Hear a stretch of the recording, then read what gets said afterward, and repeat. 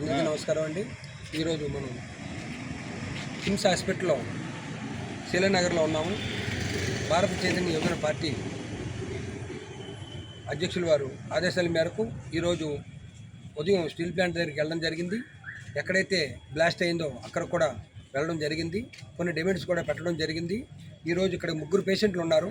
ఇక్కడ 3 పేషెంట్కి మన చిన్న చిన్న గాయాలతోని బయటపడినట్టుగా భావించవలసి వస్తుంది.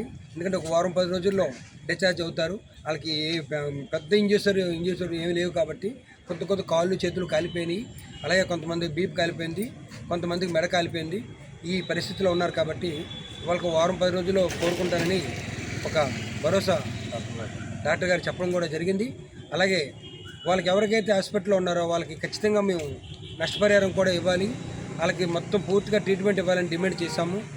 అలాగే కొంతమంది టౌన్లో హాస్పిటల్లో కూడా ఉన్నారు, వాళ్ళకు కూడా మేము విజిట్ చేయవలసి వస్తుంది. వాళ్ళ పరిస్థితి ఎలా ఉందో ఇంకా చూడలేదు. అలాగే చనిపోయిన వాళ్ళు కూడా ఖచ్చితంగా ₹1 కోటి ఇస్తూ ఆ కుటుంబానికి ఒక ఉద్యోగం, పర్మనెంట్ ఉద్యోగం ఇవ్వాలని డిమాండ్ పెట్టడం కూడా జరిగింది. ఎందుకంటే ₹25 లక్షలు ఇస్తానని చెప్పేసి ప్రకటించారు ఆల్రెడీగా కూటమి గవర్నమెంట్. అది కరెక్ట్ కాదు. గతంలో కూడా పాలిమర్స్ కంపెనీ గోపాలపట్నంలో ఉన్నప్పుడు అది ఇంజూరీ అయినప్పుడు కూడా చాలామంది చనిపోయారు, 15 మంది సుమారు చనిపోయారు. అలా ఒక్కొక్కరికి ₹1 కోటి డైరెక్ట్గా వాళ్ళ అకౌంట్లో వేయడం కూడా జరిగింది. కాబట్టి ఖచ్చితంగా వాళ్ళకి జరిగిన న్యాయం కూడా ఇక్కడ జరగకపోతే మాత్రం బీసీవై పార్టీ దీని మీద ఖచ్చితంగా పోరాటం చేస్తుంది. ఆ కుటుంబాలను కూడా ఖచ్చితంగా ఆదుకోవాలని చెప్పేసి డిమాండ్ చేస్తూ నమ్మప్పలరాజు, అలాగే బొడే రామచంద్ర యాదవ్ గారు ఆదేశాల మేరకు ఈరోజు ఇక్కడికి రావడం జరిగింది. Thank you.